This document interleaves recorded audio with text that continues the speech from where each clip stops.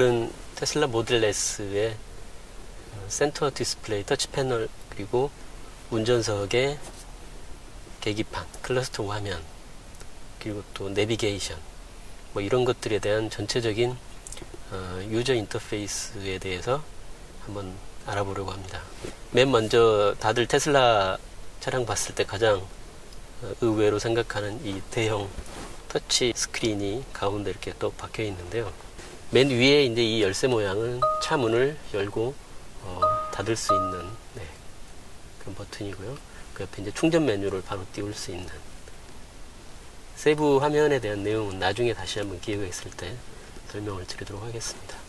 그리고 이제 운전자의 프로필을 관리할 수 있는, 여기에 이제 제가 좌석을 조금이라도 움직인다면, 예를 들어서 목 받침대를 살짝 내리려고 하니까 이게 바로 뜨거든요. 그래서 방금 이 헤드레스트로 바꾸고 목 받침대를 좀 내렸습니다. 제가 내린 거를 제 운전자 프로필에 저장할 것이냐, 저장 이렇게 해주면 나중에 제가 운전할 때는 항상 이 시트 위치라든가 헤드레스트의 위치, 그리고 미러 위치, 또한 이 컨트롤에서 설정할 수 있는 여러 가지 많은 정보들이 그 운전자의 프로필에 저장이 됩니다. 그리고 발렛 모드를 설정할 수도 있고요. 전에도 한번 설명드렸지만, 그리고 여러 사람이 운전할 경우에 여러 운전자들을 여기에 등록해 놓고 사용할 수도 있습니다.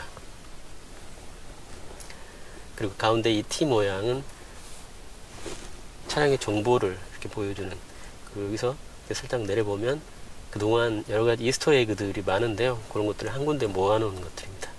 또 나중에 기회가 될 때 한번 보여드리도록 하고요. 차량의 이름을 편집할 수 있는 그런 메뉴도 있고요. 벌써 제가 1694km 운행을 했네요. 버전, 소프트웨어 버전이 여기 표시가 되고요. 사실 지금 17.24.30 버전이 배포가 됐는데 저는 아직 업데이트를 못했습니다. 약간의 문제가 좀 있어서요. 아마 다음 주쯤에 업데이트를 완료할 것 같습니다.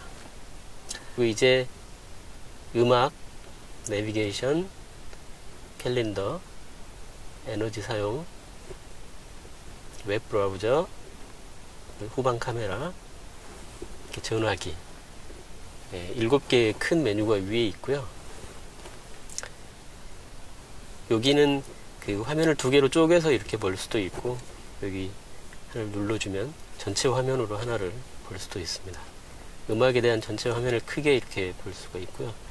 음악에는 그 하부 메뉴에 우리 가장 많이 듣는 AM, FM 라디오가 있고, 그 다음에 이 테슬라 차량에는 튜닝이라고 하는 인터넷 라디오가 기본 서비스로 탑재되어 있습니다. 제가 며칠 들어봤는데요. 인터넷 라디오가 다 그렇지만은 음질이 조금 좋지 않다는 거 외에는 아주 다양한 음악들이 많이 있는 것 같습니다. 여기 보시면 팟캐스트도 있고요. 국내 팟캐스트도 많이 올라와 있더라고요. 뉴스와 시사 팟캐스트 이렇게 눌러보면 여러가지 팟캐스트, 국내 팟캐스트도 올라와 있고 그렇습니다. 그리고 전화는 여기서 전화를 걸기 위한 전화가 아니고요. 제 전화기에 들어있는 음악을 플레이할 때 여기를 눌러주면 제 아이폰에 들어있는 음악이 애플 뮤직을 듣고 있는데요. 그게 자동으로 실행이 되는 화면을 보실 수 있습니다. 그리고 USB는 테슬라 차량에 USB 플래시 드라이브를 꽂을 수 있는 슬롯이 있는데요. 거기에 USB 플래시 드라이브에 음악을 담아서 꽂게 되면 USB 장비에 들어있는 음악이 표시가 됩니다. 근데 제가 테스트를 해봤는데 PET32로 포맷된 USB 기기만 인식을 하고요. 의외로 외장 하드도 잘 인식이 됩니다. 그래서 저는 원래 아이팟 클래식을 쓰고 있었는데요. 아이팟 클래식은 연결이 되지가 않습니다. 왜 그런지 모르겠는데, 그래서 어차피 쓰지 못할 거 아이팟 클래식을 그냥 외장 하드처럼 PC에서 FAT32로 포맷을 하고 거기에 음악들을 집어넣었더니 잘 인식이 되더라고요. 80기가짜리 아이팟인데요. 아마도 그런 걸로 봐서 꼭 USB 플래시 드라이브가 아니더라도 외장 하드를 FAT32로 포맷만 한다면 아주 대용량 음악을 담아 다닐 수 있는 도구가 될 수도 있을 것 같습니다. 그리고 이제 오디오 설정이라고 해서 5구간의 이퀄라이저를 설정할 수 있는 메뉴가 뜨고요. 그리고 이제 음악을 듣는 위치를 여기서 조정할 수 있는 메뉴도 볼 수 있습니다. 그리고 즐겨찾기에 FM 라디오라든가 아까 튜닝의 여러가지 방송국 중에 자주 듣는 방송국 혹은 USB 드라이브에 자주 듣는 음악들을 즐겨찾기에 등록을 해 놓으면 아래쪽에 즐겨찾기에 이렇게 떠서 쉽게 접근할 수도 있고 또 최근 들었던 음악들을 여기서 접근할 수도 있는 그런 인터페이스를 갖추고 있더라고요. 여기까지 음악이고요. 그 다음은 내비게이션을 한번 살펴보면 내비게이션도 좀 큰 화면으로 내비게이션은 여러분들이 많이들 궁금해하는 부분인데요. 일반적으로 우리가 사용하는 내비게이션에 비해서 장점도 있고 또 단점도 있고 그런 것 같습니다. 제가 볼 때 장점은 일단 충전할 수 있는 여기에 충전 버튼을 눌러보면 슈퍼차저라든가 또 데스티네이션 차저들이 쭉 뜨게 되어 있습니다. 테슬라 충전할 수 있는 곳을 빨리 찾아가기가 쉽고요. 또 하나는 테슬라의 슈퍼차저나 데스티네이션 차저가 아니더라도 일반 공용 충전이라든가 혹은 집에 설치해 놓은 월 커넥터, 아무튼 어떤 충전 수단이 되었든 간에 한 번이라도 이 차량에서 충전을 하게 되면 그 위치를 내비게이션에 바로 기억을 시켜 놓더라고요. 그래서 여기도 보시면 제가 예전에 한국전력공사 공주지사에 가서 잠깐 테스트 해본 적이 있는데 한국전력공사가 자동으로 위치가 조장이 되어 있고요. 그리고 또 제 집에서 월 커넥터로 충전을 하고 있기 때문에 집이라고도 여기에 뜨는데 집에도 충전기가 있기 때문에 충전기 위치를 이렇게 다 표시를 해주네요. 제가 만약에 이제 계속해서 이 모델 S 운용하면서 공용 충전기를 여기저기 많이 다니면서 충전을 한 번이라도 하게 된다면 여기에 쭉 그 충전소 위치들이 저장이 될 것 같습니다. 그래서 아마 충전을 여기저기 돌아다니면서 많이 하면 할수록 그 충전 위치에 대한 정보가 여기 자동으로 들어오기 때문에 그런 점은 좀 편한 것 같습니다. 여기에 이제 교통 정보를 반영 해주는 건지 아닌지 아직 정확히는 모르겠습니다만 지도상에 이렇게 색깔로 표시되는 걸로 봐서 교통정보 반영은 하는 것 같긴 합니다. 그리고 지도의 모양을 이런 식으로 항공 촬영 사진 모양으로 바꿀 수도 있고요.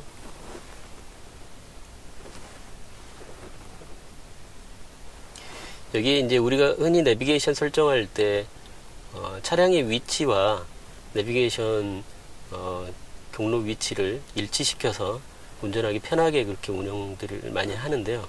이 내비게이션은 그렇게 고정을 할 수가 없고 딱 두 가지만 가능합니다.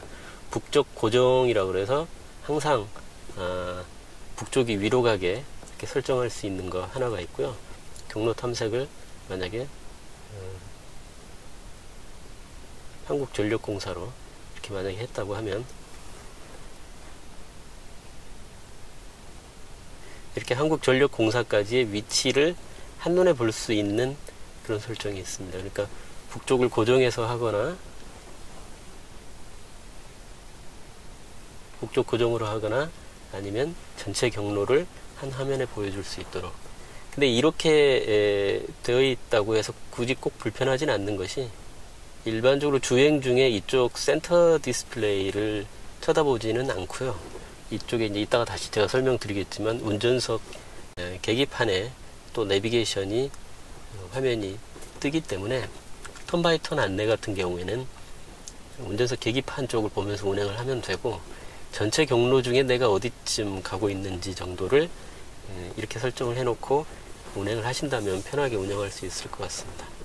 그리고 제가 써본 바로는 이 전체 경로가 차량이 이동함에 따라서 점점 확대가 되더라고요. 그러니까 차량이 이 중간쯤 왔다면 또 확대돼서 남은 경로만큼 이런 식으로 계속 지도가 확대되면서 들어가기 때문에 전체 경로 중에 내가 어디쯤 가고 있는지를 알기가 쉬운 것 같습니다. 네, 이 내장된 내비게이션은 KT의 맵 소스를 가져다가 쓴다고 하는데요. 단점이 좀 있는데 과속 단속 카메라를 전혀 안내해 주지 않는다는 점이 있고요. 또 제가 며칠 사용해 본 결과로는 원래 내비게이션이 안내해 준 경로를 이탈했을 경우에 다시 경로를 바로바로 재설정해서 안내를 해주고 해야 되는데 그런 동작들이 그렇게 원만하게 이루어지는 것 같지가 않습니다. 그래서 아마도 테슬라가 한국에 출시하는 이 테슬라 차량에 맞게 내비게이션을 처음으로 만들다 보니까 아직은 좀 부족한 면이 많이 있는 것 같습니다. 앞으로 좀 많이 개선이 되었으면 하는 바람이고요. 또 내비게이션에 보면 여러 가지 기본적인 설정들을 좀 할 수가 있잖아요. 안내를 어떤 방식으로 해줄 것인지, 뭐 지도 표시 방식은 어떻게 하는 게 더 편한 건지, 그래서 여러 가지 사용자 설정을 좀 해줘야 편하게 이용을 할 수가 있는데 그런 부분이 전혀 없습니다. 설정할 수 있는 게 아무것도 없고, 아까 말씀드린 이 지도의 표시 방식이라든가 또 오른쪽에 이런 식으로 지도 모양인지 뭐 위성사진 모양인지 그리고 교통 정보를 반영할 것인지 그리고 충전소를 보여주는 이렇게 세 가지밖에 없고요. 아무것도 설정할 수 있는 게 없습니다. 그래서 아직은 내비게이션은 단독으로만 쓰기에는 많이 부족한 것이 사실입니다. 앞으로 많이 좀 개선되기를 바라겠습니다.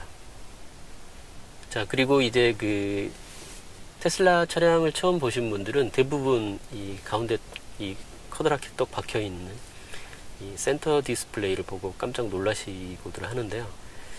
그러고 나서 또 바로 의문을 제기하시는 게 운전 중에 이런 거를 조작을 할 수가 있겠느냐, 너무 위험하지 않겠느냐, 그렇게 말씀하시는 분들이 많은데요.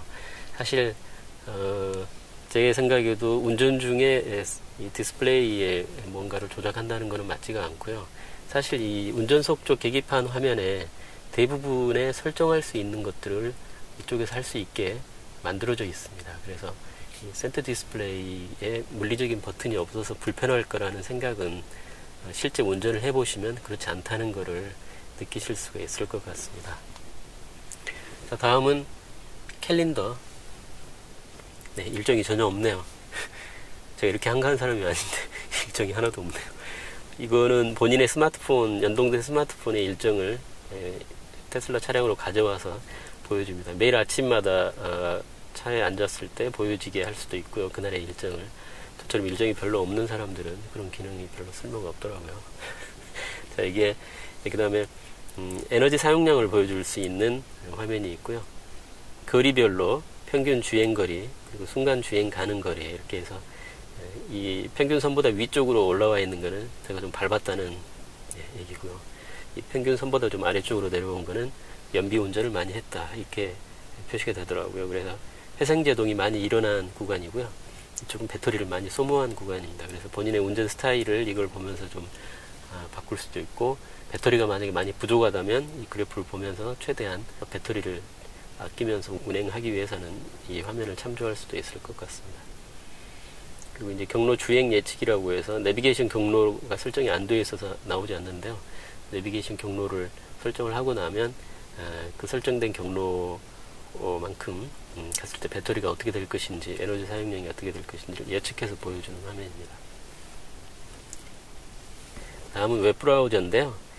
이 부분은 사실 이 차량 내에서 웹브라우징을 아주 아이패드나 아이폰처럼 원활하게 하고 싶다, 그런 생각을 가지신 분들은 많이 실망하실 겁니다. 그래서 꼭 필요한 정보를 찾아보는 정도라면 모르겠지만은 여기에서 인터넷 웹서핑을 즐겨 하시기를 바라신다면은 많이 실망할 수 있습니다. 속도도 많이 느리고요. 여러 가지 되지 않는 기능들이 많습니다. 그래서 제가 나중에 조금 불만족스러운 부분들을 모아서 따로 리뷰를 한번 할 거라고 말씀을 드렸는데, 그때 자세히 한번 다시 말씀드리도록 하겠습니다. 후방 카메라는 이런 식으로 할 수 있고, 그 다음에 전화는 여기에 키패드를 바로 눌러서 전화를 할 수도 있고요. 본인의 전화기에 연락처가 연동이 돼서 연락처에서 찾아서 할 수도 있고, 또 최근 통화 목록을 찾아서 여기서 전화를 할 수도 있습니다. 제가 처음에 이걸 잘 못 찾아서 저도 조금 헤맸었는데요. 예를 들어서 내비게이션을 아래쪽으로 보내고 싶다 할 때는 이렇게 내비게이션을 조금 기다리면 이렇게 위아래 네모가 뜨거든요. 아래쪽으로 이렇게 하면 아래쪽으로 들어옵니다. 음악도 아래쪽으로 이렇게 하면 화면을 이중으로 분할해서 사용을 할 수가 있습니다. 네, 그리고 컨트롤 버튼을 눌러보면 제가 지난번에 서스펜션에 대한 것만 설명을 좀 드렸는데요. 나머지 부분에 대해서는 나중에 기회가 있을 때 다시 한번 설명을 드리도록 하고요. 이쪽에 이제 뭐 에어컨이라든가 열선이라든가 이런 것들을 설정할 수 있는 버튼들이 쭉 맨 아래쪽에, 가장 많이 쓰는 버튼들이 맨 아래쪽에 나열이 되어 있습니다. 자, 그러면 센터 디스플레이 이 전체적인 모형은 이렇게 살펴봤고요. 실제 운전을 하면서 이쪽 센터 디스플레이를 조작하는 거는 맞지가 않기 때문에 이 운전석 계기판 쪽 클러스터 화면의 인터페이스는 어떻게 되어 있는지 그거를 한번 살펴보도록 하겠습니다. 네, 지금 운전석 계기판 화면을 보고 계신데요. 중앙에 이 차량 모습이 보이는 부분은 운행 중에는 이제 차량 운행에 관련된 여러 가지 기능들을 보여줄 수 있는 화면으로 바뀌게 됩니다. 제가 지금 기어를 드라이브로 바꿨더니 이런 식으로 바뀌었는데요. 그래서 이 가운데 부분은 차량 운행에 관한 다양한 정보를 보여주는 그런 화면이고, 네, 제가 주행 중에 클러스터 화면이 어떻게 되어 있는지를 보여드리려고요. 지금 빨간색 동그라미 안에 100이라고 되어 있는 게 바로 이 맵 데이터를 통해서 이 차가 주행하고 있는 도로의 제한 속도를 보여주고 있는 겁니다. 그러니까 지금 현재 경부고속도로인데요. 110km인 구간도 있고 100km인 구간도 있는데 지금 현재는 100km가 제한 속도인 것 같습니다. 그리고 그 위쪽에 이제 회색으로 105라고 되어 있는 거는 오토 크루즈나 오토 파일럿 속도를 제가 105를 최고 속도로 설정해 놨기 때문에 지금 저렇게 보이고 있는 거고요. 이제 가운데 제일 크게 보이고 있는 숫자가 현재 이 차량의 운행 속도입니다. 그리고 지금 차선이 여기가 편도 4차선 도로인데요. 일단 인식은 자기가 주행하고 있는 차로하고 왼쪽 오른쪽 이렇게 두 개의 차로, 그래서 세 개의 차로를 이렇게 인식을 하고 가고 있는 것 같습니다. 여기서 이제 오토파일럿 레버를 한 번만 당기면 오토 크루즈가 실행되면서 지금 최대 105라고 되어 있던 부분이 파란색으로 켜졌지 않습니까? 이제 최대 속도를 105로 해서 이 속도에 맞춰서 차량이 가고, 이제 차선 유지만 제가 핸들을 조작해서 하면 되겠습니다. 보통 다른 차량들도 이런 오토 크루즈 기능들이 많이 있는데요. 제가 지금 최대 속도를 100으로 다시 맞췄습니다. 그랬더니 차량 속도도 100으로 맞춰졌고요. 오토파일럿 레버를 2번을 당기게 되면 이제 차량 속도뿐만 아니고 차선 유지까지 차량이 담당을 하게 됩니다. 그래서 이 100이라고 되어 있는 숫자 오른쪽에 파란색 핸들 모양 아이콘이 생겼는데요. 이게 이제 오토파일럿으로 차량이 주행하고 있을 때 켜지는 아이콘이 되겠습니다. 네, 현재는 내비게이션 길 안내가 활성화된 상태의 화면인데요. 왼쪽에 보시면 내비게이션 안내 방향이 차량 방향하고 똑같이 이렇게 보이기 때문에 비록 센터 디스플레이 화면에 차량 방향과 일치하지 않게 화면이 나온다고 하더라도 이 클러스터 화면을 보면서 운행을 하게 되면 별 문제가 없어 보입니다. 그리고 이제 왼쪽 오른쪽을 사용자가 설정을 할 수 있는데요. 왼쪽 힐 버튼을 길게 누르게 되면 이런 식으로 어떤 거를 왼쪽 화면에 배치할 수 있는지가 가능합니다. 만약에 비어있고 오른쪽도 비어있고 나는 뭔가 이렇게 깔끔한 화면이 좋다 뭐 이렇게 할 수도 있겠는데 이렇게 쓸 사람은 없을 것 같고요. 먼저 왼쪽에 시계를 이렇게 보여주게 할 수도 있고요. 그리고 음악을 어떤 음악이 플레이 되고 있는지 보여줄 수 있고, 음악을 여기서 볼륨을 올리고 음악을 멈추고 또 그 다음 곡으로 넘기고 뭐 하는 것들을 여기서 다 조작을 할 수가 있습니다. 그 다음에 에너지, 아까 그 센터 디스플레이에서 크게 봤던 화면을 압축 요약해서 이쪽에 보여주고 있습니다. 현재 똑같은 정보를 보여주는 화면이고요.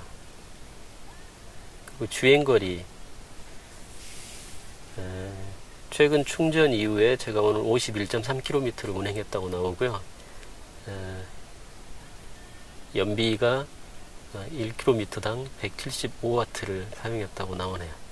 그리고 가운데 9kWh는 최근 충전 이후에 제가 9kWh라는 전력량을 사용했다는 표시인 것 같습니다.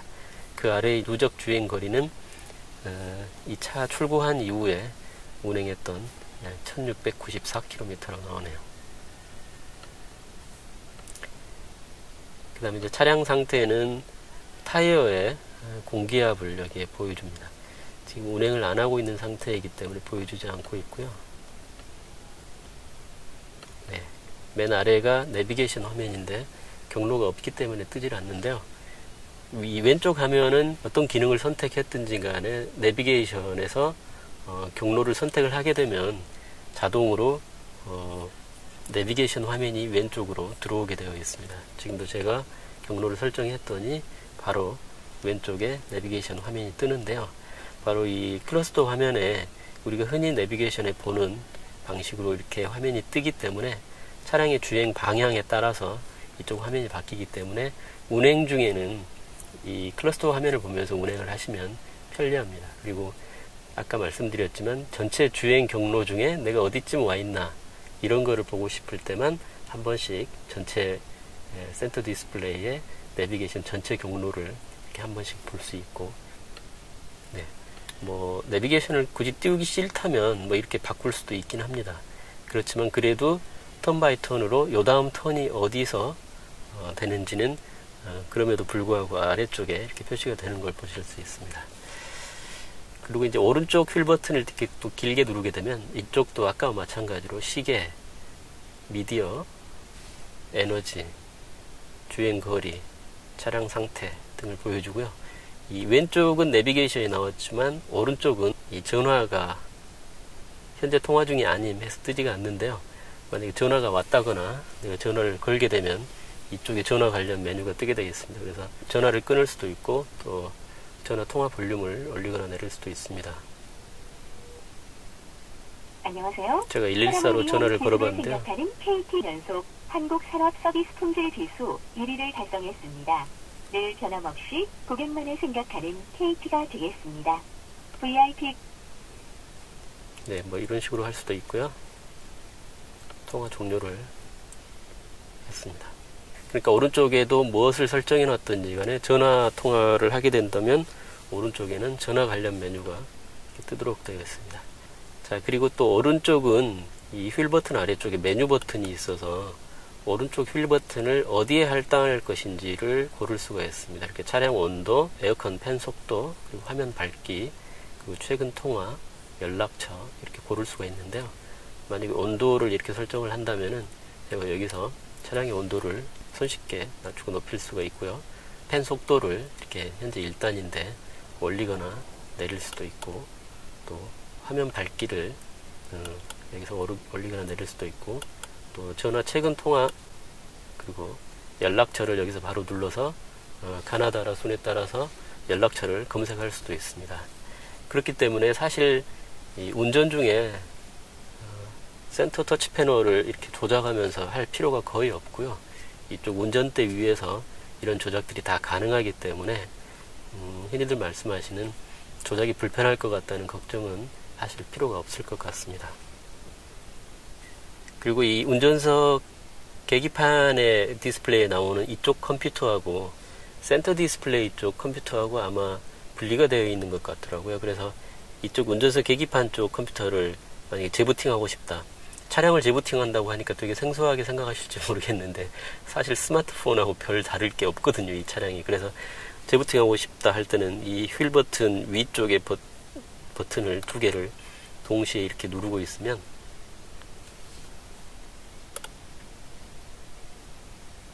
동시에 누르고 있으면 이렇게 화면이 꺼지면서 재부팅이 되게 됩니다. 테슬라 로고가 뜨면서 다시 이제 화면이 돌아오는 걸 보실 수 있고요.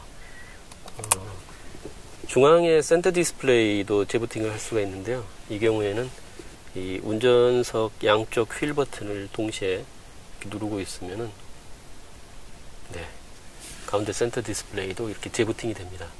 그래서 이렇게 따로 재부팅 버튼이 있는 걸로 봐서 왼쪽 컴퓨터하고 오른쪽 컴퓨터가 나뉘어 있는 것 같아요. 네. 조금 기다리니까 재부팅이 되는 거를 보실 수가 있고요. 자, 이렇게 해서 오늘은 테슬라 모델 S90D의 센터 디스플레이 그리고 운전석 클러스터 화면 전체적인 유저 인터페이스가 어떻게 되어 있는지 간단하게 알아봤습니다. 고맙습니다.